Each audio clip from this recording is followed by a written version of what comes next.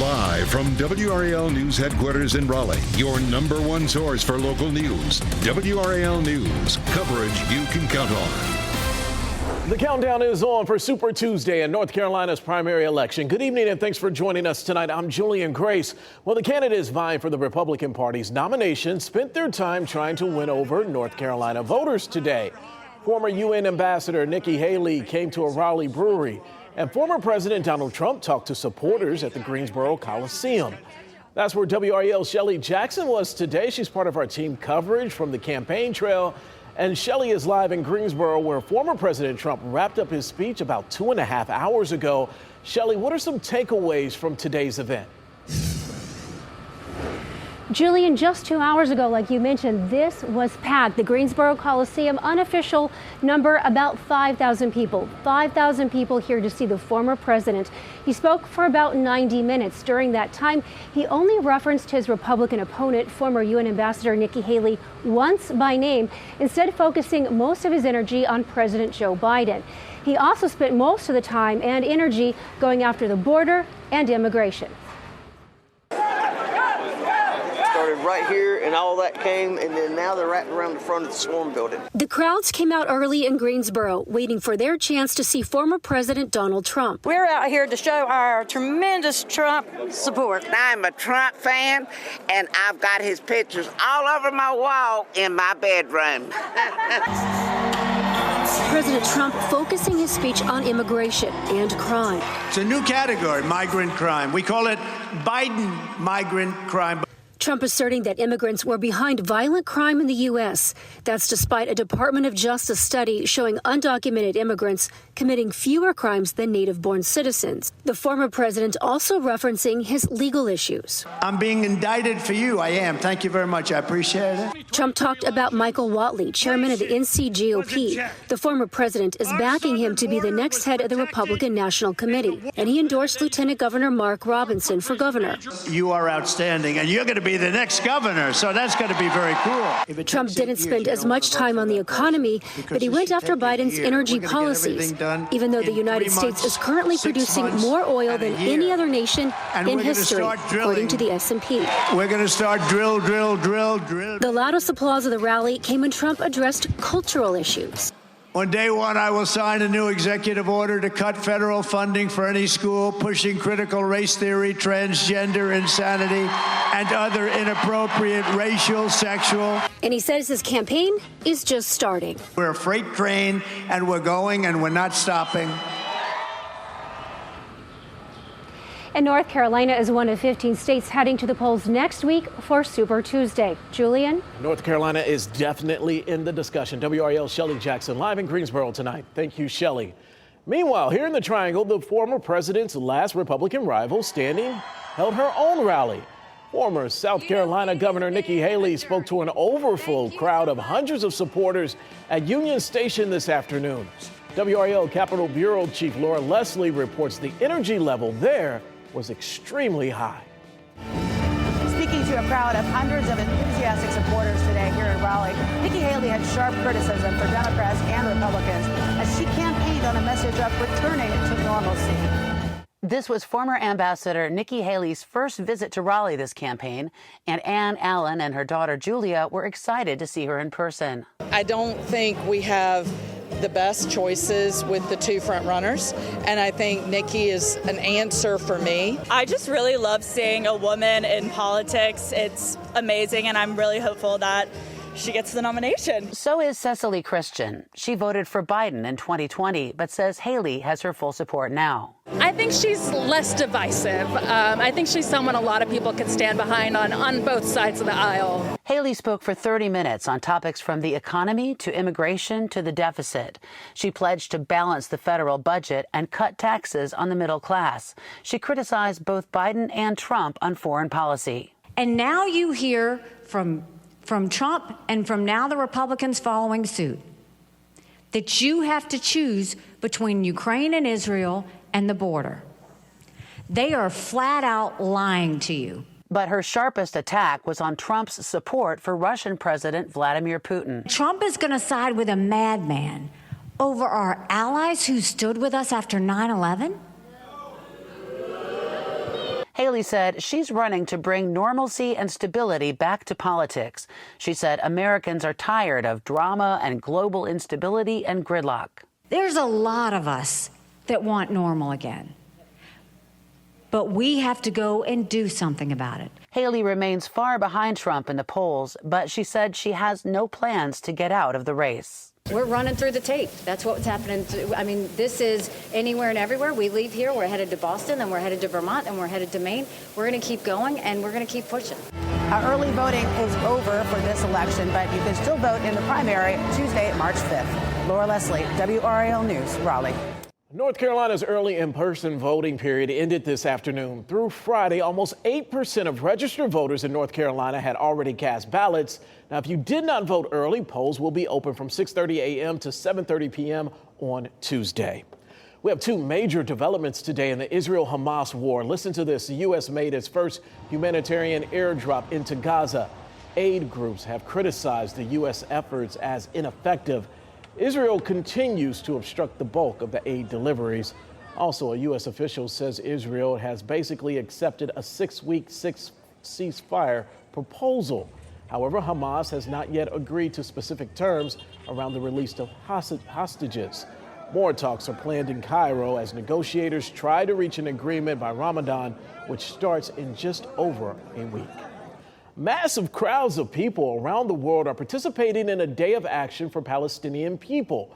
That includes a large group in Raleigh, which just wrapped up a rally and a march. WRAL's Carly Haynes is live in Moore Square, where it took place. Carly. Julian, this was one of the bigger rallies that we've seen, and we've covered quite a few of them over the past few weeks and even months. They took up about half of Moore Square. So this group, they conducted about an hour-long march around downtown Raleigh. Several vehicles also followed along that route. Police temporarily blocked traffic so people could safely walk. And these protesters, they're continuing to call for a ceasefire in Gaza so humanitarian aid can get through. We got people who came in even from out of town to participate in this rally, including one woman from D.C. We asked for her reaction to the U.S. recently airdropping humanitarian aid into Gaza. You can't really stay quiet. If you're human, you can't stay quiet about this. It's just so funny to me, to be honest. Like, what is that going to do? Is it going to bring 30,000 people back? Is it going to give people's families back? It's really not going to do anything. And protesters are also promoting a national initiative called No Preference. They're encouraging people to select no preference for the Democratic primary to protest President Joe Biden. They say he has not done enough to support Palestinian people. Julian. The group continues to make a statement. Carly Hayes reporting live for us in Raleigh tonight. Thank you. One UNC Pembroke student was killed and two others were injured in a shooting near campus. The school's chancellor said the shooting happened at the Commons apartment complex around 12:30 this morning. Chancellor Robin Cummings says the Pembroke Police Department and the SBI are investigating. He said in a statement, "I am devastated that such violence has touched our campus and send my sympathy and condolences to the family of the victim and of those who were injured. None of the victims have been identified at this time and no arrests have been made." This is UNC Pembroke's second deadly shooting in a month. A former student was shot at an on-campus apartment complex on February 7th and later died. A 19-year-old has died in Rocky Mount after police say he was accidentally shot during a car crash. Police say they responded to North Wesleyan Boulevard after a call for a car crash with an injury. When they arrived, officers found DeCorcus Wilkins and a gun. He had a gunshot wound there. Now, Wilkins was taken to the hospital where he died from his injuries. We have asked Rocky Mount Police who fired the accidental shots and if any charges are expected in this case. We have not heard back at this time. A late-night accident killed a pedestrian on I-540 near Knightdale Boulevard in Wake County. Emergency crews had to close the road for several hours before they could take the body away from the scene. It's unclear why that person was on the interstate. A man is facing several charges after stealing a car and leading deputies on a chase early this morning. The Wake County Sheriff's Office says 19-year-old Joshua Wilkins stole a Dodge Hellcat from the Berkshire Downs neighborhood. A deputy saw the car on I-540 and tried to stop it. They say the driver did not stop, leading the deputy on a high-speed chase. It finally ended when Wilkins lost control of the car, spinning into an embankment. Wilkins is facing several charges, including felony speeding to elude arrest. All right, we have much more to talk about. Hundreds of people gathered at the state capitol today. And here's why. The Moral March was in support of progressive causes and to get people to the polls. Hear from some of those who gathered this morning about the importance of the event. Anthony. And Julian, what a nice day it turned out to be with some of the sunshine we had this afternoon. It is warm, though, for many of us. 60s and 70s, the common theme here temperature-wise. Coming up after this break, we're going to talk about our next rain chances that are in the forecast and if this warm weather continues. We'll talk about that here in a few minutes. And guess who's back? Saturday Night Live will be all new tonight. Yes, it will be a great show. That's later tonight.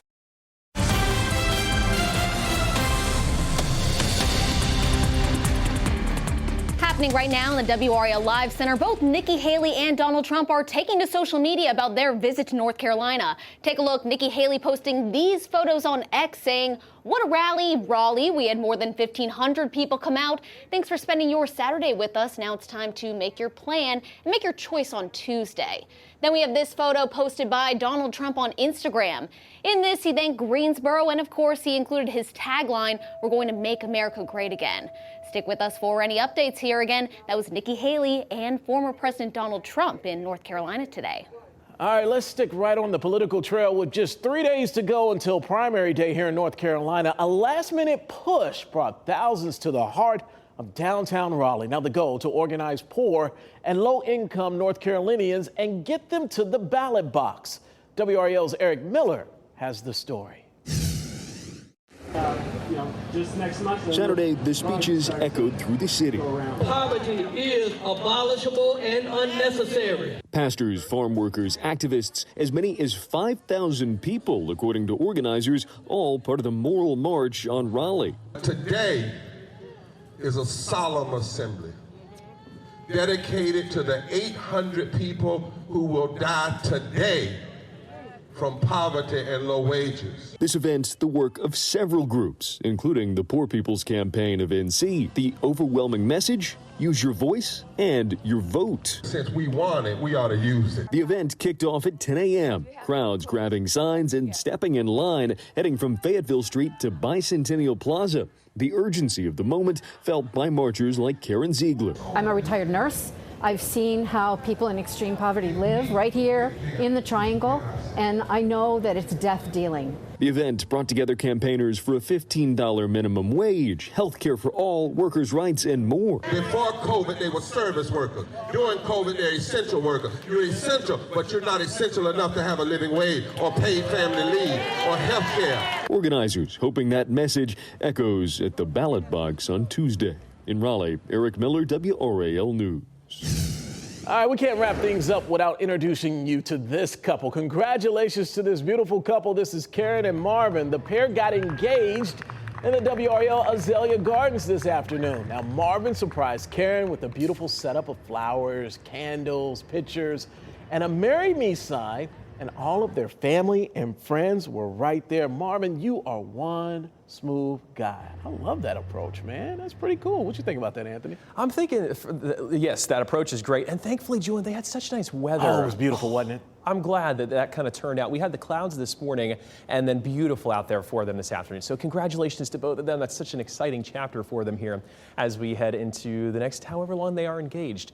Let's talk about where we sit, though, because it's beautiful out there this evening. Perfect with just a little bit of cloud cover. A really nice shot for us, our White Lake camera. I'm just going to let us soak that in for just a second. I was watching this here a second ago, and they had some of the paddle boarders out there enjoying the water. It's very calm. We have the sunset out there in the distance. Gorgeous here across most of our viewing area. We sit currently at 55 in Roxboro, 58 in South Hill. A lot of our temperatures, though, you notice mid to upper 60s. We had some 70s down to the south, and that is going to continue for us as we head through the rest of this weekend and into a large part of next week with the warmth. It'll come with off and on rain chances, which I'll talk about here shortly. Tonight, though, we go low to mid 40s for most of us, even a few low 50s there, 51 in Fayetteville. We'll call it cool, but on the whole, this is really not going to be too bad for where we we could be this time of the year. A couple things to talk about for us tonight. Of course, we've had the sunshine out there this evening for most of us. We could see some fog building in tonight. The clouds are really going to start to fill back in. This is a look kind of at that potential for some fog across the area, mainly from the triangle up to the north. We could see it relatively dense in some locations, even into early tomorrow, right around 7, 8 a.m. or so. Once we get going with the heating of the day, that should burn off pretty quickly. But I just want to make you aware here that that potential is certainly there. If you're out this evening, 11 o'clock, 10 o'clock or so, some of that may start to kind of filter on in. The other thing we're watching, I'll start us off tomorrow morning here on Futurecast. Very limited chance, but there's a very small chance of a stray sprinkle heading through the day. We start off with a good amount of cloud cover going into the afternoon. Like today, I do think we will see some sunshine and warmer temperatures as well. Maybe, again, a quick spotty shower. Most of that potentially won't even reach the ground, but I just want to make you aware so you're not caught off guard tomorrow. A lot of sunshine, though, to close out our Sunday after some morning cloud cover and some fog. We're at 71 degrees in Raleigh around the triangle, 70 in Durham, 74. Hard to believe there in Fayetteville. A warm couple of days headed this way. Keep in mind, temperatures tonight, again, like I said, we're going to be in the 50s. Our normal high for this time of the year into the afternoon is 59. We are well above that there on our Sunday at 71, 68 on Monday, 72 into Tuesday. We drop a little bit there at 65 into Thursday. But what we're watching here, a couple rain chances, the first one being into Monday. Things are transitioning potentially to a little bit of a wetter trend, if you will, in the models here. It's not going to be a big system, but there's a center of low pressure that's going to sit right offshore, and that could bring us the chance of some light rainfall, mainly from the triangle to the east for our Monday. Not a washout. I do think Wednesday into the afternoon and evening, that will be our next washout. 68 on Monday, 72 there into Tuesday. And Julian, we continue temperatures there in the 60s with more rain on the way into Saturday of early next weekend. All right. Thank you, Anthony. Sports is next, and Casey will be here to tell you all about it, specifically Staten Carolina. She'll tell you why there was 2 desperate teams playing tonight. And a matinee meltdown at PNC Arena. How the Canes let one slip away today. All of that is next.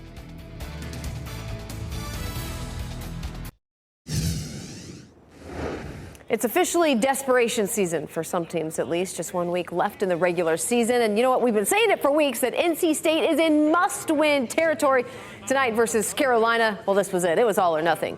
But yesterday, when our very own Pat Welter asked Hubert Davis about playing a desperate team, he cut him off. He wouldn't even let him finish. He said, hey, we're a desperate team, too.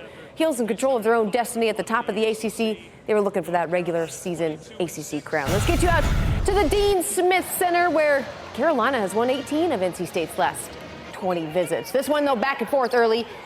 Elliott Cadeau dumps it off. Harrison Ingram, two-handed flush. He had 13 first half points. But State's DJ Horn, he's having himself a half, pulling up for the deep three to give State a 2-point lead. He had 16 first half points. Freshman, though, Elliott Cadeau near perfect from the floor tonight. What a stroke. Twinkle some twine. That puts Carolina back on top, but the Pack would finish the half on a 14-1 run, sparked by this Jaden Taylor triple. State up 45-37 at the half. Carolina came out, made their adjustments out of the break, and that would ice the Pack. State shot 6% at one point in the second half. Carolina gets it done 79-70. We'll have second half highlights plus a full recap from the Dean Dome. We've got reaction from both sides. All of that coming up tonight at 10 and 11. Well, number 10, Duke hosting Virginia tonight. Both teams have clinched the double bye in the ACC tourney. Now they're playing for final seeding purposes. This one just underway. Blue Devils on top 21-9. Well, it was a matinee at PNC Arena. It was Kids Day, but it was also an internationally televised game for Hockey Day in Finland. Thanks to these two, Sebastian Aho and Teuvo Teravainen have played 576 games together. That's the most by Finnish-born teammates in NHL history. Let's get you out to PNC Arena. Canes taking on Winnipeg Jets, who sit second in the Central. We were scoreless midway through the second period. Marty Necas, a 2-on-1 rush. He rips the wrister. That's his 19th of the season. That was 1-0 Canes. Then late in the period, Sebastian Aho with the speed. Watch that individual effort. Teuvo Teravainen with the finish connection. The Suomi duo make it 2-0. And then moments later, Canes on the power play. What a feed from Andrei Svechnikov. right to the tape of Faho. Svech passes the 300-point mark in his NHL career. Canes take a 3-goal lead into the period, but that's where things unravel. Give me fuel, give me fire, give us back Nino Niederreiter. Former Cane makes it 3-2. Then late in the third, tied at 3, Pyotr Kochetkov goes for the poke check, but that ends up on a stick of Sean Monahan, who scores on the empty net. 5 unanswered from Winnipeg. Tough period for PK. 5-3 the final. Give me Rod Brindamore on line 1. It's a tough night. Let's be honest. Man, he's been so good, and we love his aggressiveness because it does. That's part of his routine. But that maybe was not the time to do that. But we still. Why are we giving that little rush chance? Because we're kind of made a mistake in the ozone on jumping down. We shouldn't do that. So there was every goal. There was like a reason for it, and like I said, you play a good team, they're going to make you pay. And now, Julian, they're going to have to sit on that one for a while because the Canes don't play again until Thursday when they host Montreal. So there's going to be some practice days in there to kind of get things right as we head down the stretch. We also got the trade deadline coming up this Friday, March 8th. We'll see if the Canes make a move here down the stretch. And as Coach says, you play a good team, they will make you pay. Absolutely. Thanks, Casey.